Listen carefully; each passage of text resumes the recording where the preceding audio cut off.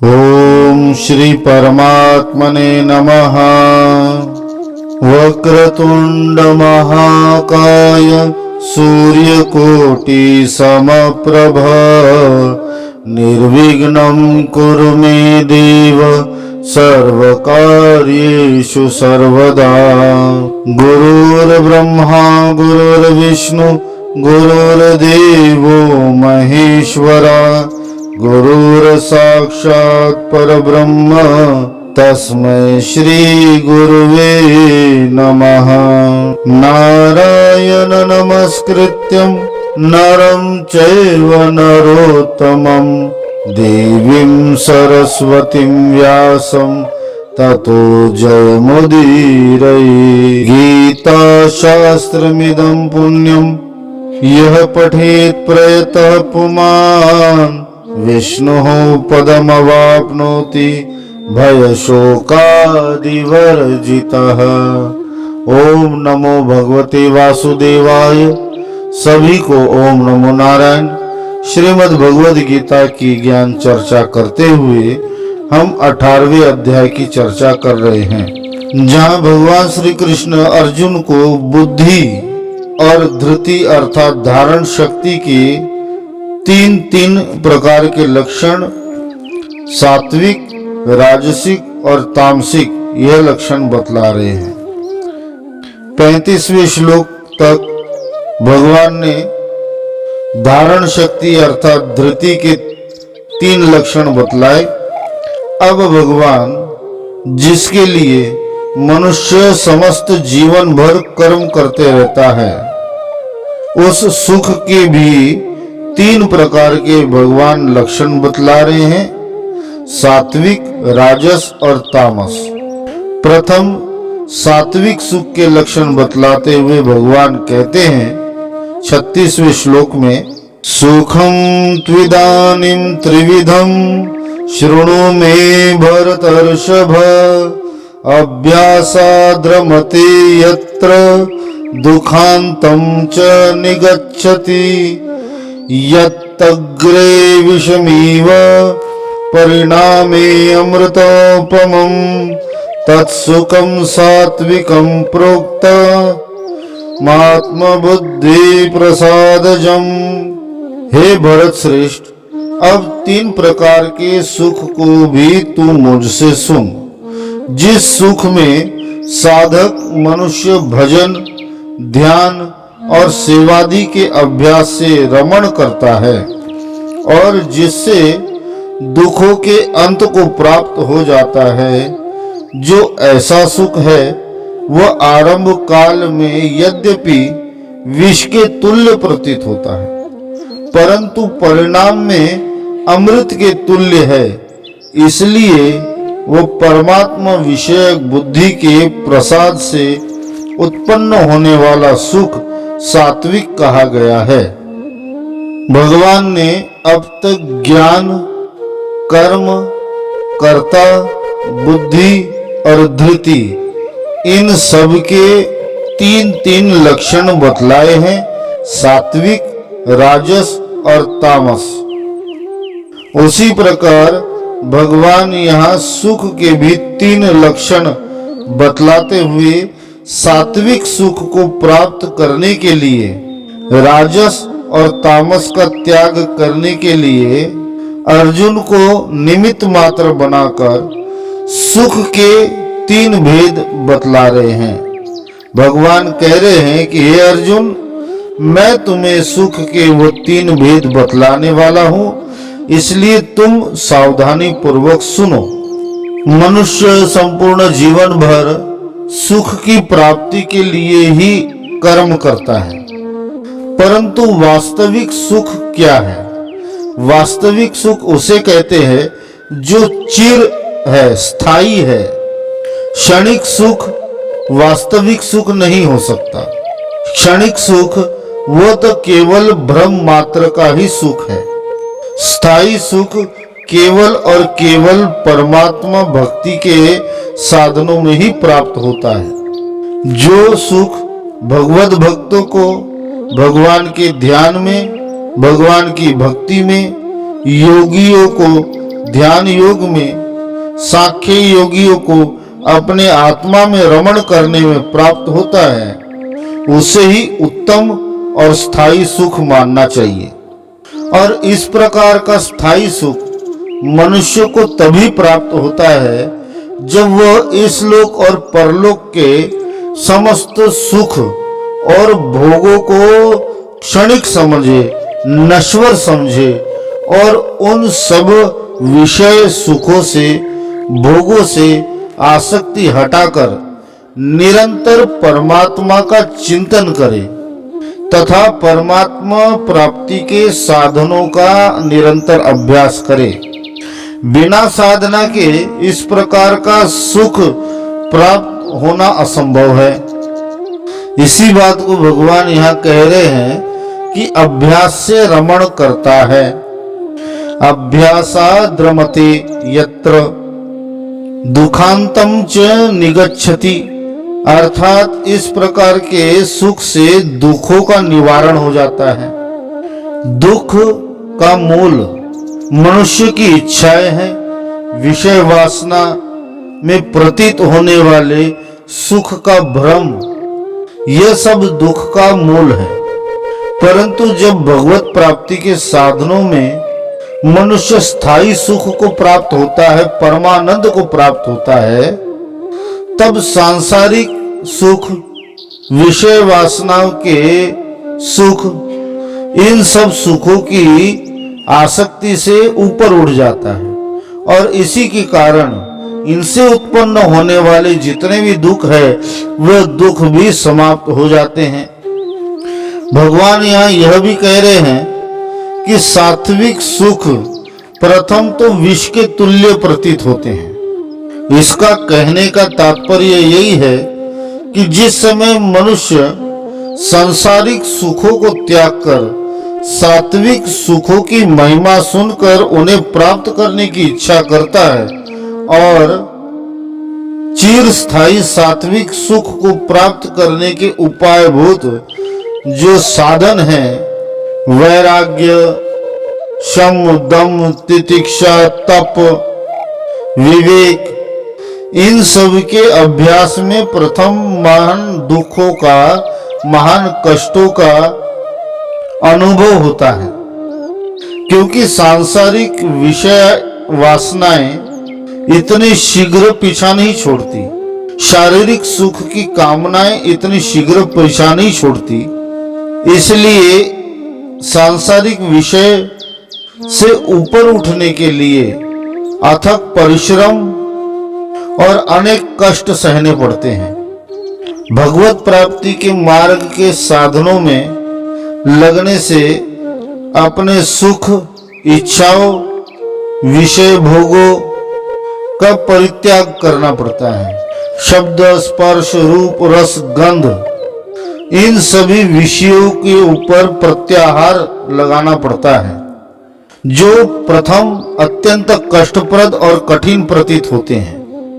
परंतु जैसे जैसे साधना आगे बढ़ती है वैसे वैसे उन विषयों में निहित सुख साधक को व्यर्थ जान पड़ते हैं और जब सात्विक सुख की प्राप्ति के लिए साधन करते करते साधक को भगवत ध्यान में, भगवत भजन में, भगवत नाम संकीर्तन में, स्वाध्याय आदि में सुख का अनुभव होने लगता है, तब वह सुख स्थायी हो जाता है और वह सुख अमृत के तुल्य प्रतीत होता है।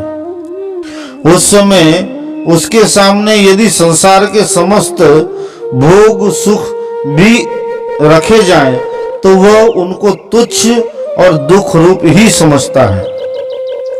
भगवान कहते हैं कि इस प्रकार निरंतर अभ्यास करते करते परमात्मा का ध्यान करने से अंतःकरण के स्वच्छ होने पर इस सुख का अनुभव होता है। इसीलिए इस सुख को परमात्मा बुद्धि के प्रसाद से उत्पन्न होने वाला बतलाया गया है और वह सुख सात्विक है। यहाँ भगवान के कथन का तात्पर्य यही है कि वास्तविक और सुख यदि कोई है तो वह सात्विक सुख ही है। राजसी सुख और तामस सुख वास्तव में सुख नहीं है, वह तो सुख का केवल भ्रम मात्र है। सात्विक सुख के लक्षण बतलाकर अब भगवान राजसी सुख के लक्षण 38वें श्लोक में बताते हैं।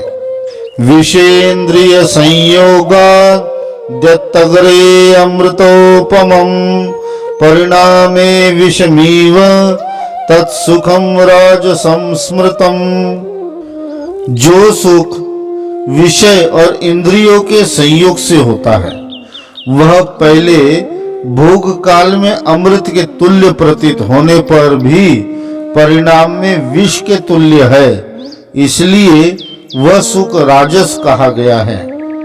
यहाँ भगवान का तात्पर्य यही है कि भगवान यहाँ जिस सुख की बात कर रहे हैं वह सुख विषय सुख है। उसकी उत्पत्ति इंद्रियों और विषय के संयोग से होती है। उस सुख की अनुभूति तभी तक होती है जब तक मन सहित इंद्रियों द्वारा मनुष्य उस विषय का सेवन कर रहा होता है, तभी तक उसे सुख का अनुभव होता है। और उन विषय सुखों में आसक्ति के कारण ही वह विषय सुख मनुष्य को अत्यंत प्रिय जान पड़ते हैं। इसी को भगवान कह रहे हैं कि विषय सुख प्रथम भोगते हुए अमृत तुल्य प्रतीत होते हैं, परंतु साथ ही भगवान यह भी कहते हैं कि वह सुख परिणाम में विष के तुल्य ही होता है। ऐसा कहने का भगवान का कारण यही है कि जब मनुष्य विषय सुखों को भोगता है, विषय वासनाओं में लिप्त होता है, तब उसके संस्कार हमारे अंतःकरण में बस जाते हैं, जिस कारण बारंबार मनुष्यों को उन्हीं विषय सुख के भोगने की इच्छा प्रकट होती है। और इसी के कारण मनुष्य आसक्तिवश उन विषय वासनाओं को भोगने के लिए पाप कर्म करता है और वह पाप कर्म उसे अधोगति की ओर ले जाते हैं। या तो उसे नरक आदि लोकों में स्थान प्राप्त होता है, या तो कीट पतंग पशु पक्षी आदि योनियों में 84 लाख योनियों में भटकना पड़ता है और मानव जन्म उसका व्यर्थ हो जाता है। इसलिए भगवान परिणाम में उन्हें दुख रूप ही कह रहे हैं। और दूसरा कारण साधारण तौर पर यदि देखा जाए कि विषय सुखों को भोगते भोगते मनुष्य को उसकी आदत पड़ जाती है और जब वह विषय सुख प्राप्त नहीं होता है तब विषयासक्त मनुष्य को अत्यंत दुख का अनुभव होता है। और यदि वह सुख किसी और के पास है तो ईर्ष्या और द्वेष उत्पन्न होता है, वह भी दुख का ही कारण है। विषय भोगों को भोगते भोगते शरीर की ऊर्जा, बल, बुद्धि, तेज सब नष्ट होता है, जिससे शरीर रोगग्रस्त होता है, बलहीन होता है, तो वह भी दुख का ही रूप है। जैसे पतंगा दीपक की लौ में कूदने को सुख मानता है, परंतु दीपक की लौ में कूदकर वह मृत्यु को प्राप्त हो जाता है। इसी प्रकार विषयासक्त मनुष्य विषयों में ही सुख मानते हैं, परंतु उन विषयों को भोगते भोगते वे अकाल मृत्यु को प्राप्त हो जाते हैं। इसलिए भगवान कह रहे हैं कि ये विषय सुख भोगते समय तो अमृत तुल्य प्रतीत होते हैं, परंतु परिणाम में यह विष तुल्य है। इसलिए इन सभी सुखों को भगवान राजस सुख की श्रेणी में रखते हैं। वास्तविक रूप से देखा जाए तो वह सुख केवल प्रतीति मात्र है, वास्तविक सुख नहीं है।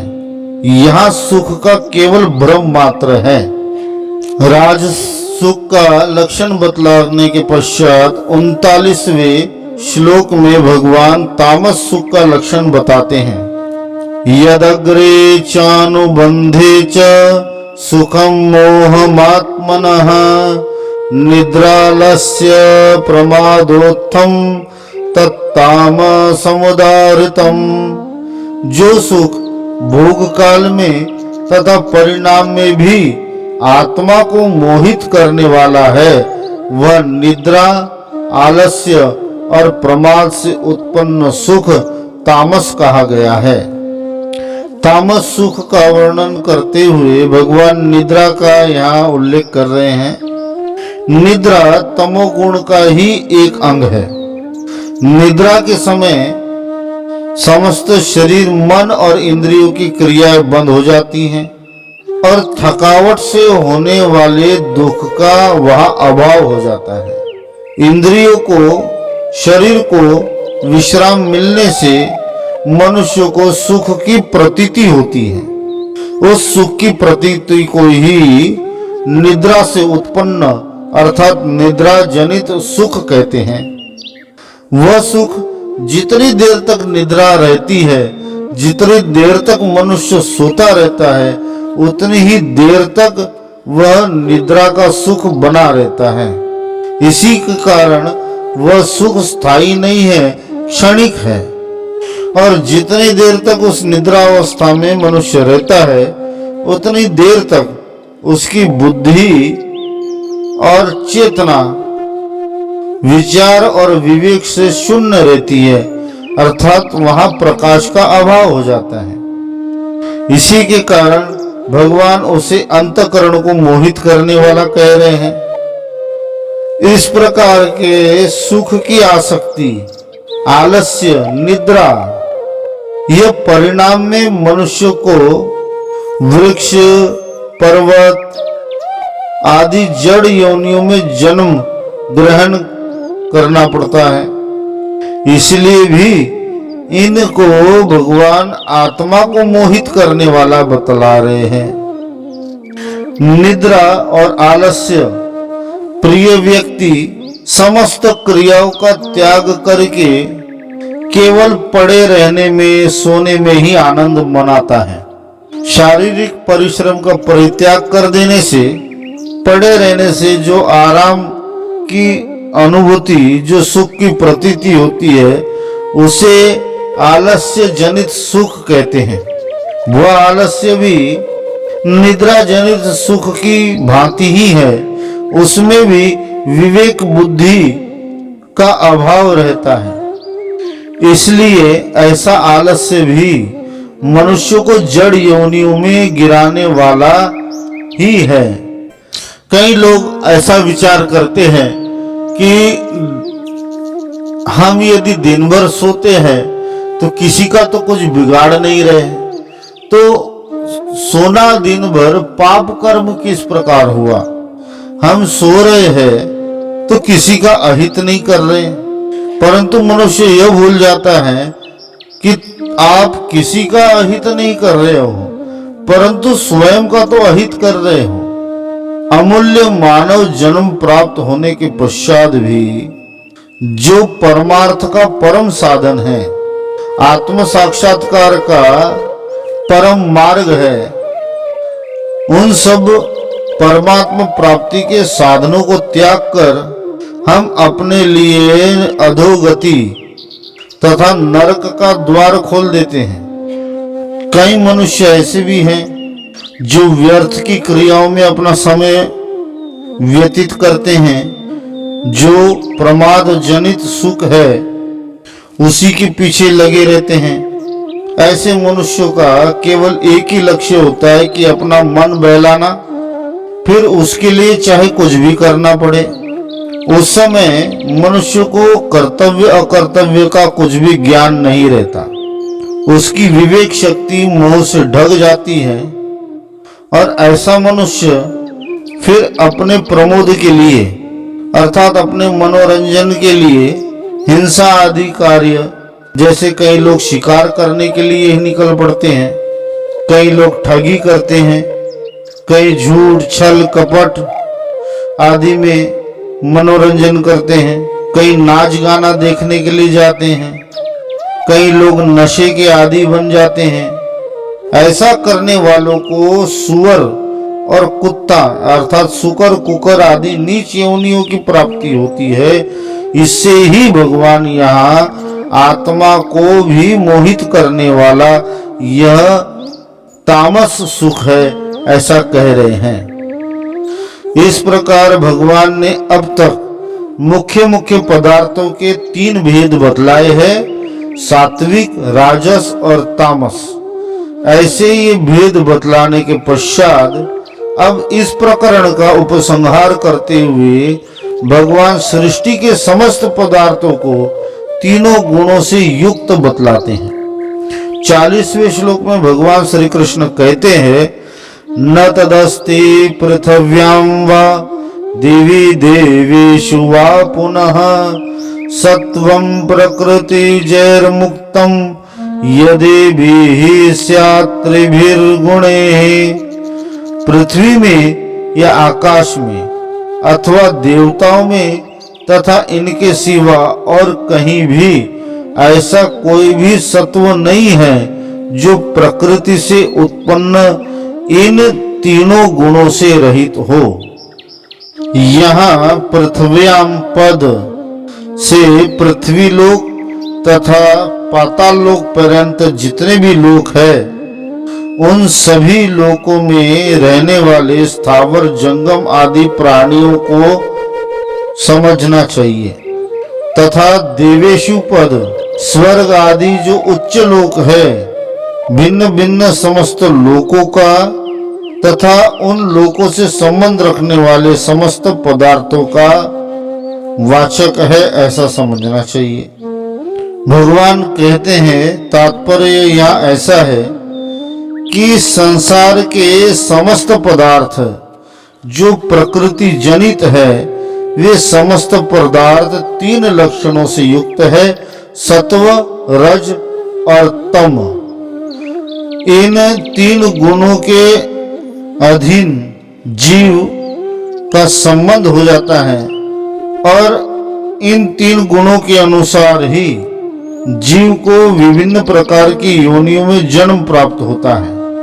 इसलिए भगवान यहाँ ऐसा कहते हैं कि पृथ्वी लोक से लेकर अंतरिक्ष लोक तक जो भी 14 भुवन है, 14 लोक है, इन 14 भुवनों में स्थावर जंगम देवता आदि इन सब में कोई भी ऐसा नहीं है जो इन 3 गुणों से रहित हो।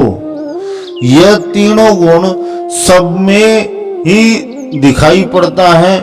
किसी में किसी गुण की अधिकता होती है और किसी में कोई गुण थोड़ा होता है, परंतु समस्त संसार में ये 3 गुण ही सभी भूतों में स्थावर जंगमों में व्याप्त है। निर्गुण केवल और केवल परमात्मा है। यह संसार त्रिगुणात्मक है। केवल और केवल परमात्मा ही ऐसे है जो इन 3 गुणों से परे हैं। संसार में समस्त व्याप्त होने के पश्चात भी भगवान इन 3 गुणों से परे हैं। इस श्लोक का आशय यही है कि इस समस्त संसार में, समस्त सृष्टि में 14 भुवनों के अंदर कोई भी ऐसा कोई प्राणी नहीं या पदार्थ नहीं जिनके भीतर यह 3 गुण ना हो। केवल परमात्मा ही गुणातीत है, निर्गुण है, इसलिए परमात्मा ही इन 3 गुणों से परे है। आज के लिए इतना ही।